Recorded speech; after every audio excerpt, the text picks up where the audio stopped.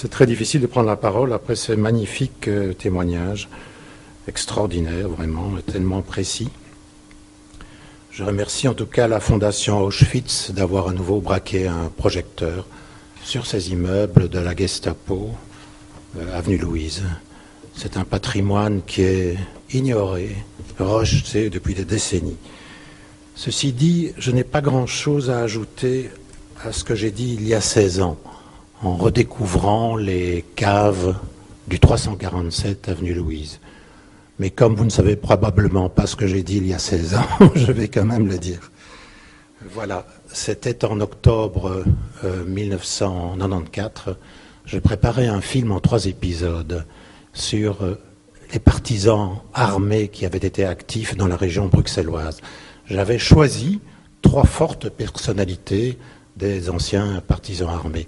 Et en lisant les dossiers des résistants dans les archives, mon attention avait été attirée sur les immeubles occupés par la Gestapo avenue Louise. Et je me suis dit, mais que sont devenus ces immeubles? Est-ce qu'il y a encore des traces? Et j'ai fait le tour de ces différents bâtiments. Le 453 avenue Louise d'abord, c'est le bâtiment qui est le plus célèbre. Je crois qu'il est resté vraiment le symbole de la Gestapo à Bruxelles dans la mémoire collective. J'ai visité les caves de cet immeuble, elles fourmillaient d'inscriptions. Mais je n'ai rien pu faire, ni film, ni photo. Il y avait un refus qui s'est perpétué à ce que je vois.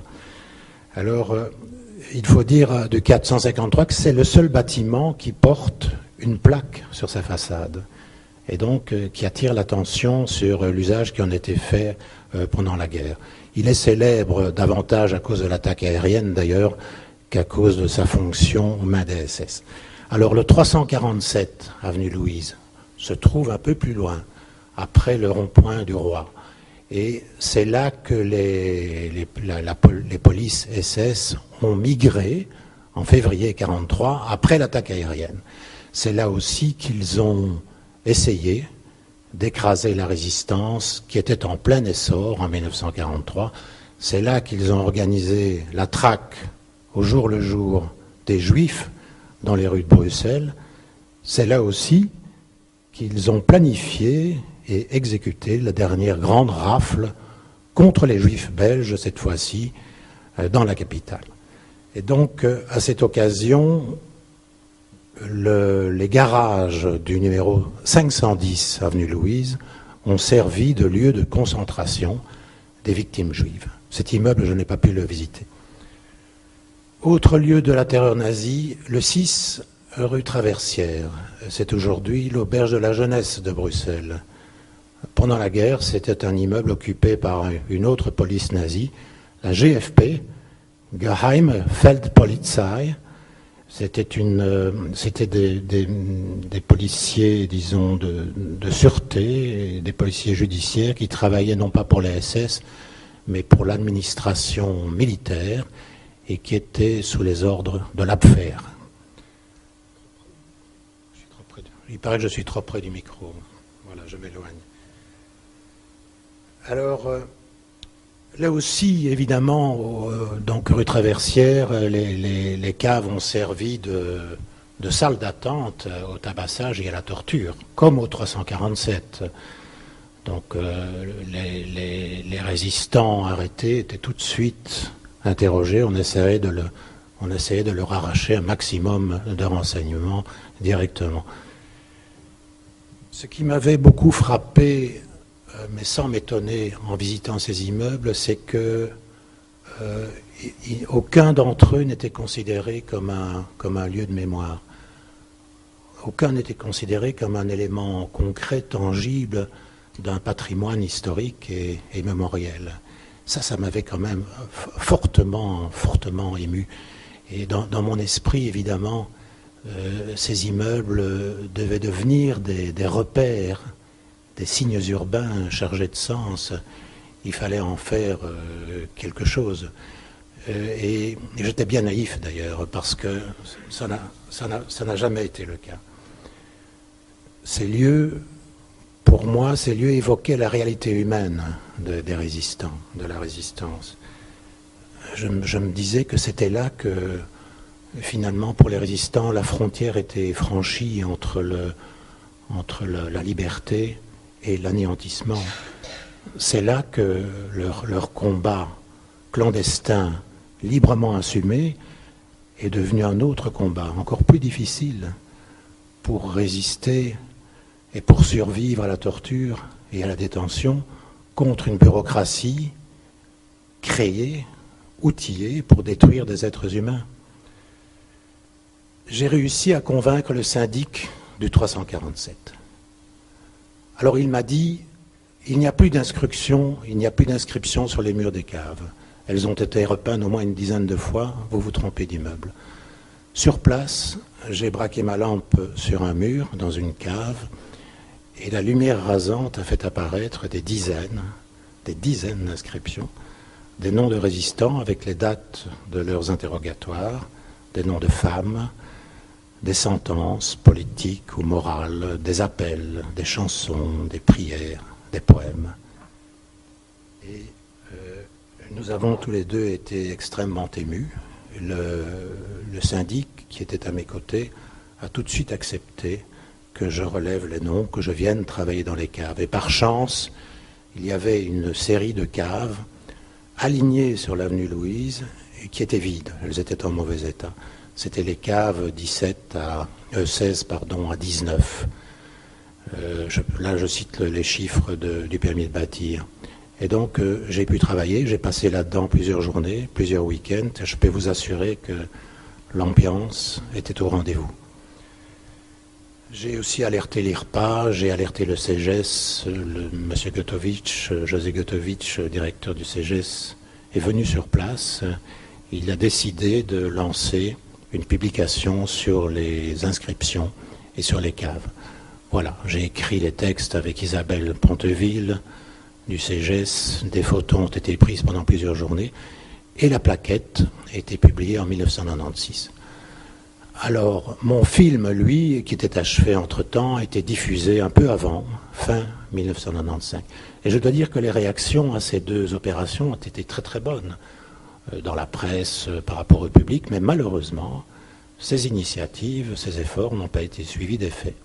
Il ne s'est strictement rien passé, alors que toutes les conditions ont été réunies pour aller plus loin, pour pour envisager, par exemple, le classement d'au moins une cave. Une cave, ce n'est quand même pas trop. Il y en avait une vingtaine. Il y en a toujours une vingtaine dans les sous-sols du 347. Alors, bon, le temps a passé, personne n'a pris le relais, le syndic était remplacé, le nouveau syndic ne l'entendait pas de cette oreille. C'en était assez de ces histoires de SS, de Gestapo dans les caves. Il y en avait marre, les portes se sont refermées. Et le drame, c'est que même la demande de pose d'une plaque sur la façade a échoué.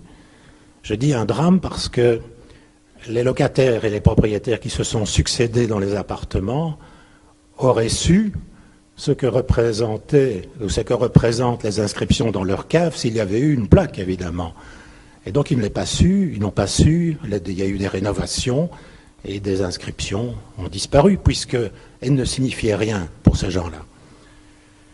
J'en reviens à mon film, à mon père résistant. C'est un film en 3 épisodes. Le premier épisode fait le portrait d'une illustre résistante, Régine Orfinger, avocate juive du barreau d'Anvers, rayée en 1940.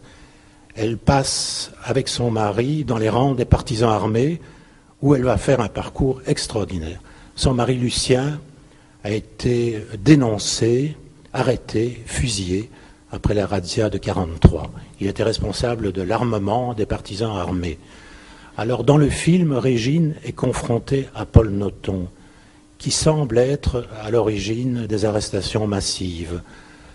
Après la guerre, les rescapés de la razzia l'ont dénoncé comme traître et ont dénoncé sa trahison. Alors la justice s'est penchée sur les faits, Nothomb a été condamné et ensuite réhabilité. Alors j'ai extrait pour vous les extraits concernant les caves de mon film et j'ai évidemment lié les extraits pour avoir une certaine cohérence avec d'autres petits extraits de Régine Orfinger en premier lieu et de Paul Nothomb en deuxième lieu. Donc n'oubliez pas que ce sont des extraits. Mon film dure 70 minutes. Voilà, on va regarder ces extraits.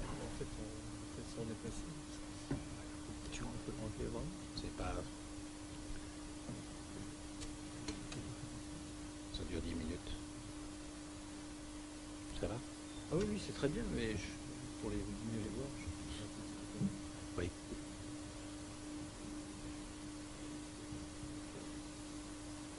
Ça va passer sur l'écran. Oui, mais il faut actionner quelque chose, je crois. Si ça passe sur l'écran, c'est bien. Je pense qu'il faut pousser quelques boutons.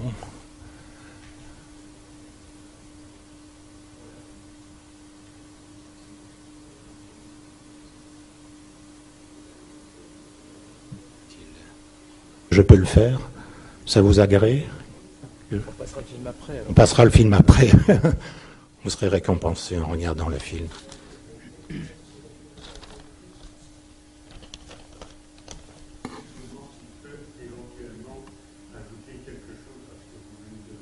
Oui, je vais d'abord lire, si vous voulez, Peut-être qu'on fera circuler la parole l'extrait après, de... Sinon, ça va absolument désorganiser toute l'après-midi. Donc, Jean Améry a été arrêté à cause de la razzia dont j'ai parlé de juillet 1943. Hein. Il faisait partie du Front d'indépendance.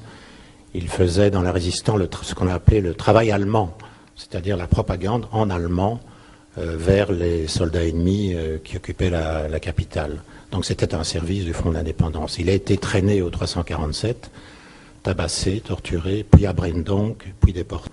Voilà, il a écrit donc un texte sur la torture. Et voilà ce qu'il dit du premier coup asséné et reçu.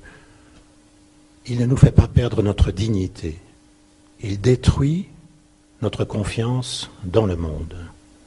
Le premier coup fait comprendre aux détenus qu'il est sans défense, que ce geste renferme déjà tout ce qui va suivre à l'état embryonnaire, la torture et la mort dans la cellule, dont on pouvait avoir eu connaissance, sans toutefois que cette connaissance possède la couleur de la vie.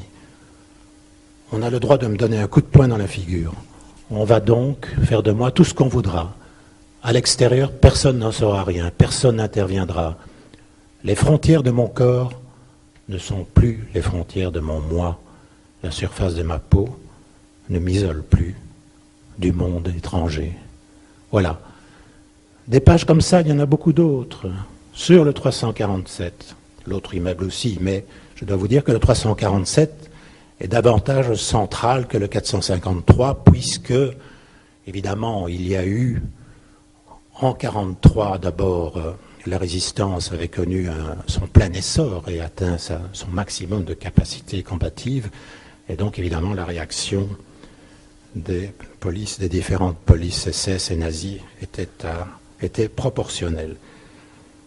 Donc tout ce qui s'est joué là a été décrit, tout ça est relaté, tout ça est dans des publications, dans nos œuvres des historiens, dans les archives. Je veux dire qu'il y a moyen de consacrer à tout ça une œuvre.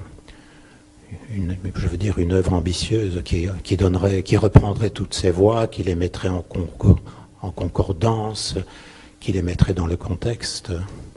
Je pense que c'est vraiment important de mettre l'accent aussi, d'une part sur l'histoire, et puis d'autre part sur ce que Sartre aurait appelé l'universel singulier de ces hommes et de ces femmes qui ont combattu, ces hommes et ces femmes libres.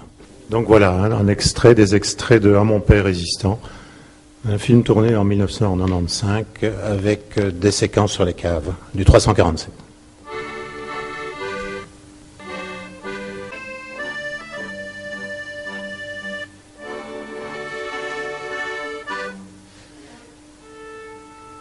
Résistance à la barbarie. Résistance à la barbarie.